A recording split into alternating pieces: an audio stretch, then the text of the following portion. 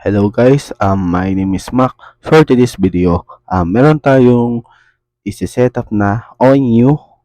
Ang tawag daw dito ay modem. Ang brand niya ay Fiberhome.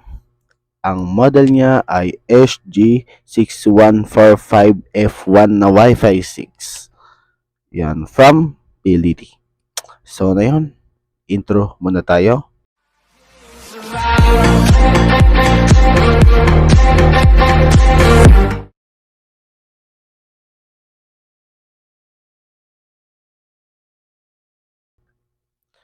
So na yun, for user admin lang muna tayo. Mga basic ano lang tayo. Sa next video na yung medyo advanced na. Yun. So na yun, ang kailangan natin ay naka-LAN.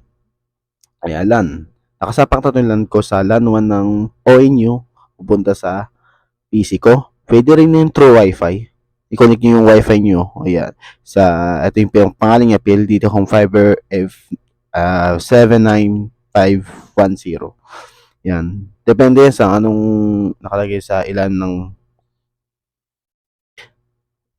SSID ng nakalagay yung pangalan at password. Yan. I-connect nyo lang naman. Ako nakalan lang naman. So, na yun, PC muna tayo. Ayan. Sa URL, yan, Chrome to naka-open na to. Tapos ito yung URL, yung ikot-ikot ko. I-type natin is 192.168.1.1. Then, pag enter natin, may lalabas na your connection is not private. Ayan, ganyan yan. So, pindutin natin yung advance. Then, pindutin natin proceed to 192.168.1.1. Ayan, may lalabas ng PLDT Home, username, and password. So, ito-type natin yung username is ito, admin. Tapos yung password niya is 1234. Ipapakita ko rin sa screen yung ilalim ng PLDT na modem or ONU, yung details niya. Nandoon naman. Ipa-flash ko naman sa screen. Yun. So, i-type natin yung admin. And password niya is 1234. So, lalabas yung initial setup. Ayan. May lalabas yung initial. Ayan. Lumabas yung initial setup. So, lalagay natin old password is 1234. The new password ay ito. Be sample. Kailangan ng password may case characters, mga ganun. Tapos may number, tapos may underscore or symbols ba na tawag sa kanila. Ayan.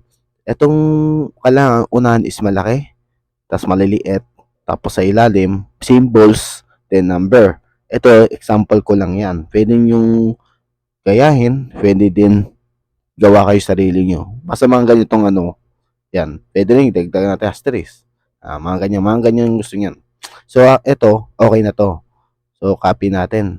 2, 4, 6, 8, 10, 12 characters. Yan. Na yun, pupunta tayo sa yan, initial setup. Ipipaste lang natin kung mapipaste. Yan.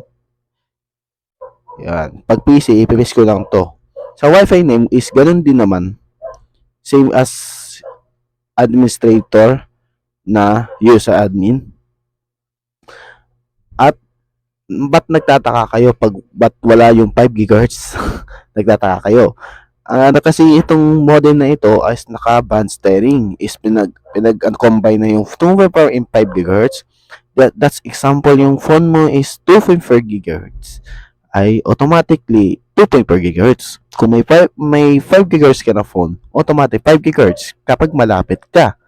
Kapag lumayo ka, nagiging 2.4 GHz siya.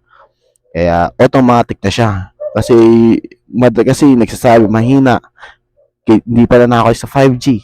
Ayun. So, ganun ginawa ni PLDT. Automatic na siya. Ganun. So, yung pangalan na to, pwede yung baguhin. Ayan. Baguhin.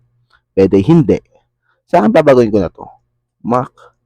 Helper na lang. Ayan. Then, password. Isisign ko na sa administrator. User. Pwede yung iparehas. Pwede rin hindi.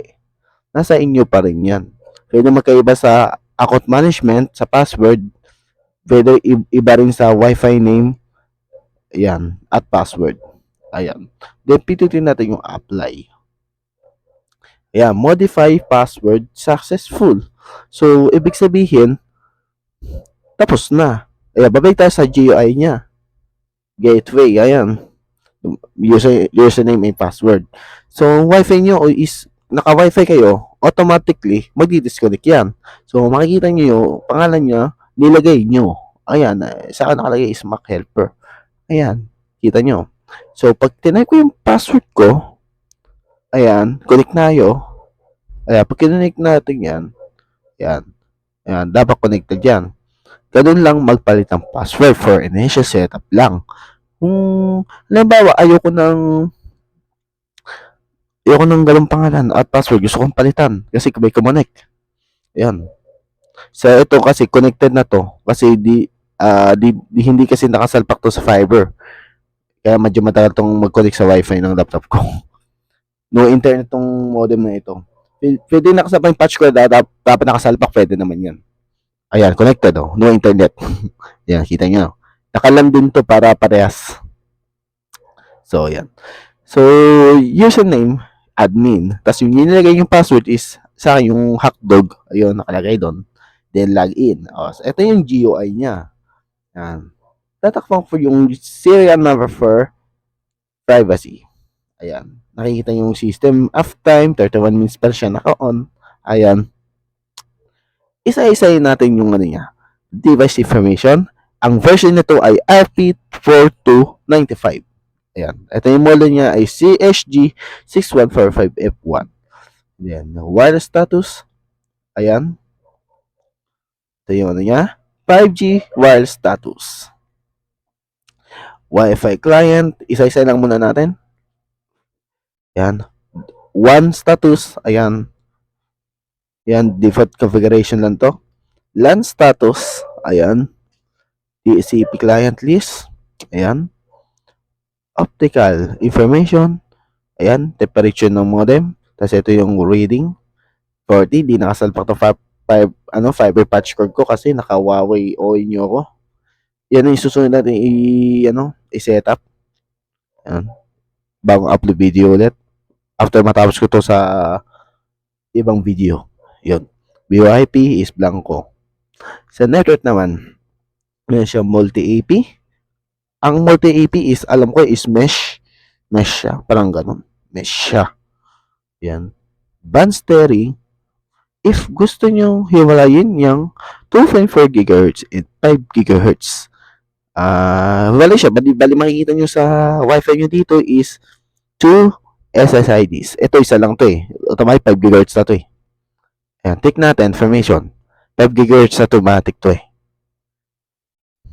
Ayan, Wi-Fi 5. Ayan, kita nyo, Wi-Fi 5. So, gusto ko hiwalayin. Gusto ko matas yung 2.4 5 GHz. Gusto ko ako lang may 5 GHz. Ako lang makaka-connect. Kasi yung 2.4 sila na. Mga kapibahay o ganun. Ayan, gusto ko hiwalayin. O, so, ganito. Ayan. Bago tayo mag-proceed doon, ito for band steering, naka-on. So, gusto ko magpalit ng pangalan at password. Ganito. Gusto ko pangalan ay Pakabit. Ayan, Pakabit. Ayan. Then, password niya ay dagdagan ko lang asterisk, 3. Ayan. Ayan. Pwede nyo palitan yung pangalan at password. Sa inyo pa rin yan. At ang kaganda nito, mayroon siya WPA version 3. Ayan. And WPA 3 for secure. Ayan. Sa akin, okay na yung WPA 2. Wala pa magkakaproblema sa akin na yun yan. Then, apply.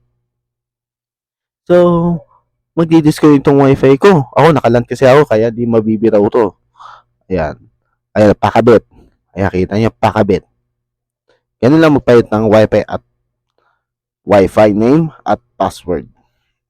So, paano para hiwalayin yung 2.485 GHz naman tayo? So, ganito lang. Disable natin to. Itong band steering on and off. Disable lang. Yan, disable. Yan, disable. So, automatically, disable na siya. Ayan. Ngayon, may bali dalawa yung masasakap niya. Ayan, 2.4. Kita nyo, pakabit. 2.4, pakabit 5G. O, ganun lang siya maghiwalay. Same password pa rin yan. Ayan, hiniwalay lang natin. Ayan. For advance, 2.4 GHz advance, ayan, pangalan at password. Ayan. Pwede nyo palitan, 2.4, magkaiba, 5 GHz, iba rin pangalan at password. Pwede rin yun, nasa inyo. Meron siyang hidden SSID. Itatago lang siya para hindi nila makita ang pangalan. Yan. Dagdag secure din yan. Ganun din sa 5 GHz. Yan, papayat yung pangalan at password sa baba. Ayan. Ganun lang. Pwede magkaiba, pwede parehas. Pwede parehas ng password. Ayan, bahala kayo. Ito parehas ang password lang to eh. 5 GHz and 2.4 GHz. Yan, ganun lang. Dalawa na yun kasi pinatay ko yung band steering. Yun lang para maitindahan nyo. The RPS is naka-turn off to. Ayan, naka-turn off lang talaga yan. Yan. Security. Ayan, naka-low siya. Parental control. Ayan. Meron siya parental control. Ayan. Management. User account. Ayan. Kung gusto mo palitan yung admin password, dito, ilalagay yung old password ng nilagay natin kanina. Then, gawa kayo ulit ang new password. Nasa inyo pa rin yan. Device management is reboot lang. Yan. Remote restart. Kahit di ka na pumunta sa modem, dito ka na mag-restart sa GUI niya. Ayan. Pag-restart natin, mamamatay yung modem. Tapos antayin natin siya mag-boot. So, eto lang yung video sa Fiber Home SG 6145F1 na Wi-Fi 6 from PLDT. So, na yun, huwag kalimutan subscribe and click bell notification bell. Pag may new video ko, ma-notify ko yun. So, ito lang yung video at iset up si Fiber Home na Wi-Fi 6. So, ito lang. Bye-bye.